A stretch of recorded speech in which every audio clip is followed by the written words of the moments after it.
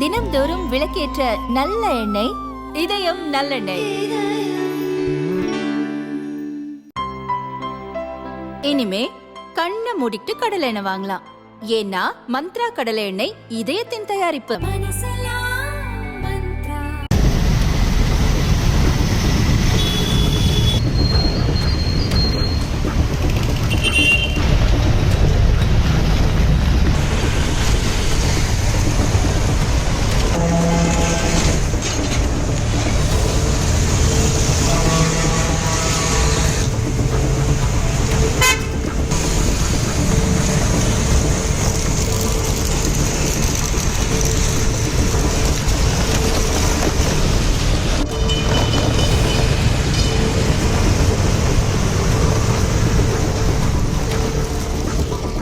சென்னையில் போரூர் டு பூந்தமல்லி வரை 2ஆம் கட்ட மெட்ரோ ரயில் பணிகள் நடக்கின்றன.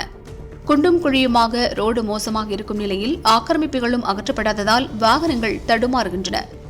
வடபழனி, வளசரவாக்கம், விருகம்பாக்கத்தில் ரோட்டில் ஆங்காங்கே ஒட்டுவேலை மட்டும் செய்திருக்கிறார்கள்.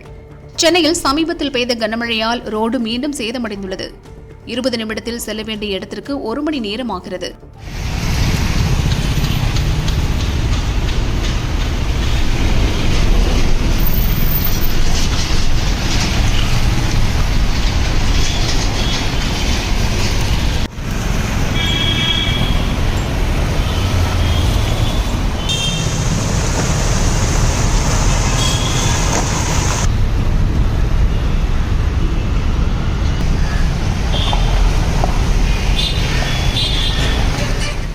அந்த பூந்தமல்லியில இருந்து வடபழனி வரைக்கும் அந்த மெட்ரோ ட்ரெயின் ப்ராஜெக்ட் நடந்துட்டு இருக்கு. ஒரு 3 வருஷமா நடந்துட்டு இருக்கு.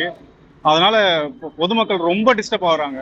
ஏன்னா முக்கியமா இந்த பூந்தமல்லியில இருந்து போரூர் போற ரோடு வந்து ரொம்ப குறுகலா இருக்கிறதால வண்டிங்க போறது வர்றது ரொம்ப கஷ்டமாயிடுது. ஃபுல்லா டஸ்டா இருக்கு. ஒண்ணு வெயில் காலத்துல ஃபுல்லா டஸ்ட், அப்படி இல்லைன்னா மழை காலத்துல ரோடு சுத்தமா சரியில்லை. எல்லா இடத்துலயுமே குண்டு குழியுமா இருக்கு. போற குமணஞ்சாவடியில இருந்தே பூந்தமல்லியில இருந்து போரூர் வரைக்கும் ஒரு 3 ஸ்கூல் இருக்கு. அந்த 3 ஸ்கூல்ல காலையில மாலையில குழந்தைங்க போயிட்டு வருதுங்க. முக்கியமா மழை காலத்துல நிறைய ஆக்சிடென்ட். குழந்தைங்களோட பேரண்ட்ஸ் கீழே விடுறத என் கண்ணு முன்னாடியே நான் பாக்குறேன். அதுக்காக தயவு செஞ்சு ஏதாச்சும் ஸ்டெப் எடுத்து இந்த மழை காலத்துல மட்டும் தண்ணி நிக்காத அளவுக்கு தயவு செஞ்சு ரோடு கொஞ்சம் கிளியரா மெயின்டைன் பண்ணா கொஞ்சம் நல்லா இருக்கும். ஃபுல்லா அந்த ரோடு போட்டா கூட ஒரு 1 மந்த் கூட வர மாட்டேங்குது. அதுக்குள்ள பேந்து கொட்டிடுது.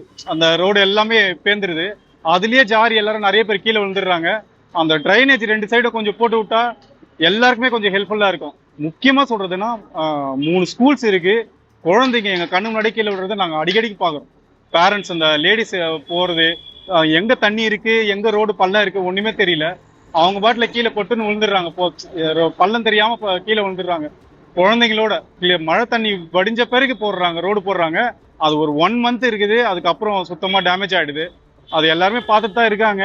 இது யாருக்கிட்ட சொல்லி கோரிக்கை வைக்குதுன்னு தெரியல. தயவு செஞ்சு ஒரு எம்எல்ஏ மினிஸ்டர்ஸ் யாருன்னா பாத்தீங்கன்னா தயவு செஞ்சு இதை கொஞ்சம் பண்ணி கொடுங்க ஐயா.